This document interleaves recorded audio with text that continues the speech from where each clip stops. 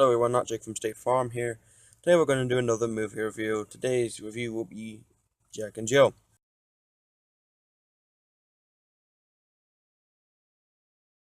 Now I'm sure all of you have at least heard of the movie. If not seen it, it is an Adam Sandler movie where Adam will play both Jack and Jill, who are twins. It's considered one of the worst Adam Sandler movies, at least according to most people. It currently has a 3% on Rotten Tomatoes and a 3.4 out of 10 on IMDb for no plot, no humor, and offensive jokes that PG viewers, which is what it was rated, will find offensive. It also swept the Razzies, which are horrible things to win. And sweeping them means they won one Razzie from each of the 10 categories available. The movie starts out with random clips of the twins talking about their lives and has nothing to do with the movie whatsoever. Then we get to see Jack and Jill young and growing up, which no need for that when in a comedy. Then we finally get to see Jack all grown up in his studio talking about commercials. Jack talks to one of his coworkers who tells him Al Pacino is doing a Dunkin' Donuts commercial called Dunkachino. So after that scene, Jack is home and gets news that Jill, his twin sister, is going to spend Thanksgiving with them. Jack gets mad, since he doesn't like Jill. I mean, who likes their siblings anyways? It's a slow start to a horrific comedy. Anyways, Jack then picks up Jill, and she brought her annoying parrot named Poopsie.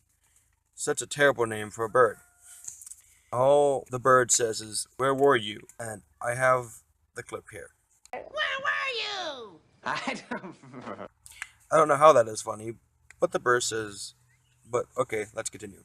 So Jack says his home is crowded and wants to get Jill to agree to stay at a hotel. But she wants to stay with Jack. He knows he won't win the argument. Then it skips to like 5:30 in the evening. It was a nighttime before. So how did I skip how how did I skip the whole day like that? And how is Jill sleeping still? I mean, what? But anyway, Jack wakes up Jill, who covers the bed in sweat. Don't forget your sweat shadow. What? All right, just take your bath and all that stuff, and then burn those sheets. And then goes downstairs to eat Thanksgiving dinner. So far, it looks like a really bad drama more than a comedy. So then we get a really long and boring conversation with slapstick humor, which is not funny, and Jack offends Joe. She then runs in the forest. Jack plus his wife finds Joe, and they apologize, returning to the house. Then we get to the racial joke about Mexicans sneaking across the border, which isn't funny and offensive. Then Jill decides to stay till Hanukkah to do a list of things she wants to do with Jack. And Jack is annoyed but agrees since the family feels bad for Jill's lonely life. Then we see an unfunny clips with Jill doing random things like this. God, guys, $1. $1. $1 the winner. Good luck to you. I never saw that before. So yeah, pretty random, no plot whatsoever.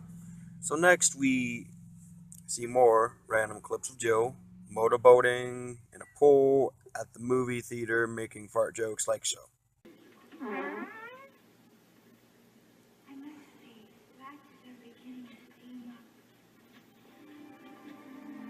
Really, that was not funny.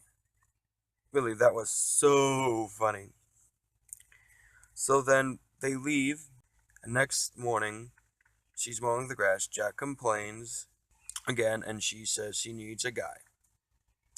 So now they get Joe on a dating site, and she waits for a date. Of course, there's more racial jokes about Asian people being smart, which are not funny. Then Jack's co-worker says it could take a while for a response on the dating site.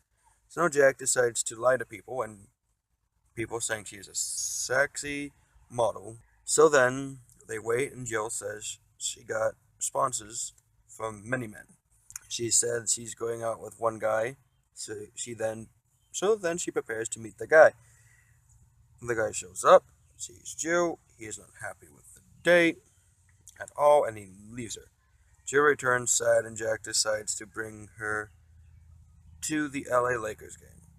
So now they are at the game when Jack and Jill run into Al Pacino, who is in awe with Jill. He asks her who she is, and she gets interrupted by Jack, who says to return to their seats. They return to, and Jill gets a hot dog with a phone number on it coming from Al Pacino. So now it is turning into a bad love story rather than a comedy. So then, Jack says how surprised he is with it, but Jill thinks it's a trick and says she's staying till New Year's. Jack gets mad but agrees to let her meet Al Pacino. So now we get to Jill's birthday party, which is random and boring. Then we see Al Pacino and Jill. Of course, Al treats her nice and loves her since she's from the Bronx like he is. Jill asks why her, and he says because she's nice and can tell she's special. Again, sounds like a bad love story, not a comedy. So then Jill leaves and sleeps in the woods. She is found by the Mexican guy, and Jill says she didn't want in the house. So then the guy agrees to bring her to his picnic to meet his family. And this racial comment. Steal white people's wallets. What did you say? I'm kidding. We don't eat. She agrees and goes to the picnic. Now the scene contains a lot of racial things like Mexican names, Brother Juan, my other brother Juan, Juan Jr., my sister Juanita, my grandma Juangelina, and that... I'm kidding. I was gonna say, that's a lot of words! beating them up, and jalapeno peppers to make them feel better.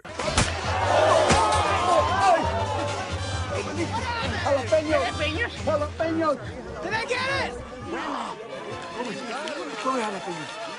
The scenes are random and a little more exciting, but is ruined by racism. Why they show that in a PG movie is beyond me. So now Al returns to Jill flowers, but she isn't home.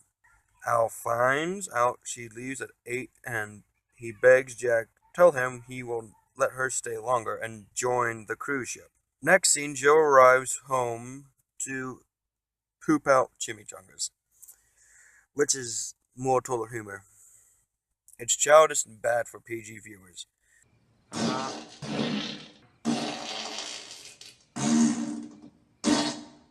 Jack tells Jill she is staying till New Year's. Next, they are on a cruise ship with the annoying parent. Go for it, Tootsie. Have a chocolate bag. Then we get a call from Al. Al says he won't do a Dunkaccino commercial if he doesn't let him see her. Jack then fakes Jill's voice, and that doesn't work. Al says he has till the next day for him to see Jill. Jack then leaves the cruise, puts on Jill's outfit, pretends to be Jill. He meets Al and they chill. Next scene, it shows Jill in the weight room not knowing where Jack is. She complains about not having anybody. Then Jill calls Jack and finds out he's at Al's house.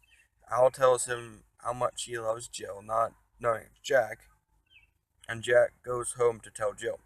He finds out she's left and finds Jill at a bar by herself. He tells her he's sorry, and Al tells her he really loves her. Kind of nice, you know? She's happy and now is with Al. Next scene is the Dunkaccino commercial, which is catchy, but not in a good way. Check this out. What's my name? Dunkaccino! It's a whole new game. Dunkaccino! You want creamy goodness? I'm your friend. Say hello to my chocolate blend. It's annoying and weird. The final scene basically summarizes the whole movie where Al Pacino and tells Adam Sandler to burn his own movie. Burn this. I'm sorry? This must never be seen by anyone. So that's Jack and Jill. There's no plot, no humor, and a bad love story. No wonder it did so badly and is hated by millions of people. Thank you all for watching. Like, subscribe, and comment down below your opinions on this movie and any other reviews you'd like to see in the future. Hope you guys enjoyed. See you in the next video.